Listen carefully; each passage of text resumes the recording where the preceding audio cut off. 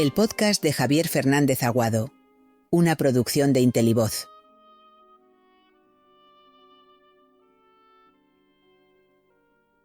Stalin, Hitler y algunos más.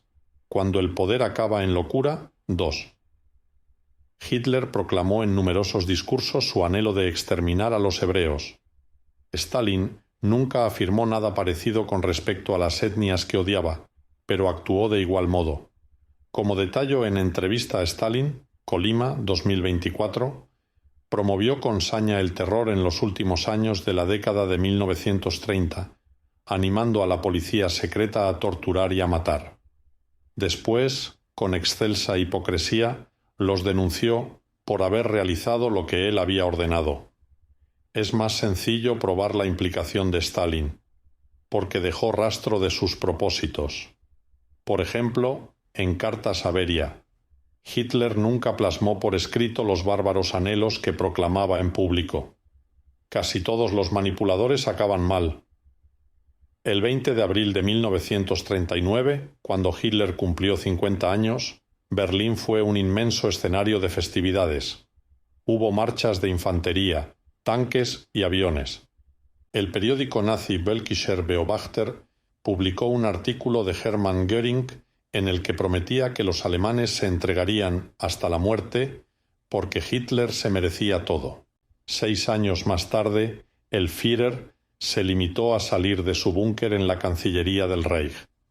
Se reunió con un grupo de adolescentes de las juventudes hitlerianas para felicitarles por su lucha contra el Ejército Rojo. No era ni la sombra de lo que había sido. Temblaba a causa del Parkinson, y su mirada era la de un drogadicto, que era en lo que se había convertido a manos del doctor Morell. Aquellos que le habían prometido morir por él, como Göring, huyeron al sur de Alemania lejos del avance del Ejército Rojo. Himmler también escapó, en su caso hacia el noroeste de Alemania. Göring, presuponiendo que Hitler había muerto, escribió para informarle de que tomaría el poder si no recibía noticias. Himmler, por su parte, intentó negociaciones con los aliados a través del conde Bernadotte. Ambos hechos fueron juzgados por Hitler como una traición y ordenó que se les detuviera de manera inmediata, además de echarles del partido nazi y de retirarles sus títulos.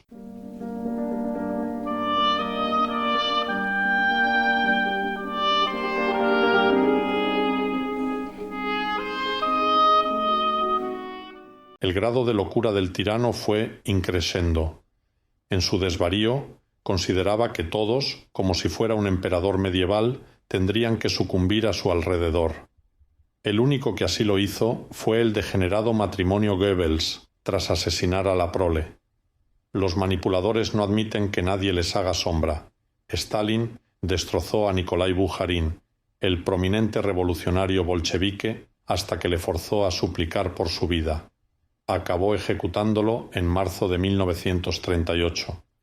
Algo paredaño obró con el mariscal Zhukov, el héroe de la Segunda Guerra Mundial.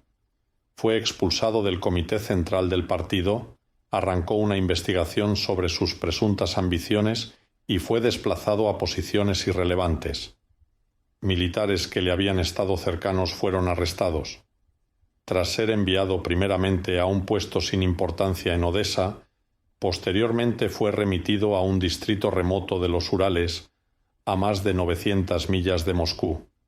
A Molotov le atacó a través de su esposa, Paulina Semchuzina, a quien acusó no solo de ser judía, tal como era, sino de participar en conjuras contra él. Fue expulsada del partido y a Molotov se le obligó a que se abstuviera en la votación de destitución de su mujer. En 1949, Paulina fue exiliada.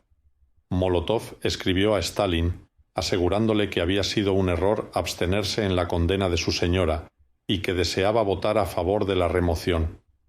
Ni Zhukov ni la mujer de Molotov habían participado en ningún complot. Eso era lo de menos. En su chifladura, Goebbels ordenó realizar el largometraje Kolberg. Él mismo se encargó de escribir numerosos diálogos. manifiesta la locura y obcecación propias de los fanáticos. Así lo vemos hoy en día en personajes como Maduro, Ortega o Putin. Se rodó la película como un anticipo de su propuesta de guerra total cuando todo estaba perdido. Como es obvio, vencía el pueblo de Kolber, Pomerania, contra un ejército francés muy superior. Esto es lo que en su paranoia pretendía Goebbels frente a la llegada de los rusos por el frente este. Ya en 1934, Leni Riefenstahl había rodado El triunfo de la voluntad por encargo de Hitler. Era una patética falsedad, pero en su momento convenció a muchos. Hitler se suicidó.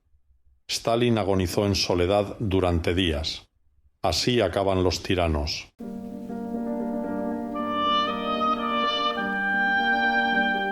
El podcast de Javier Fernández Aguado, una producción de Intelivoz.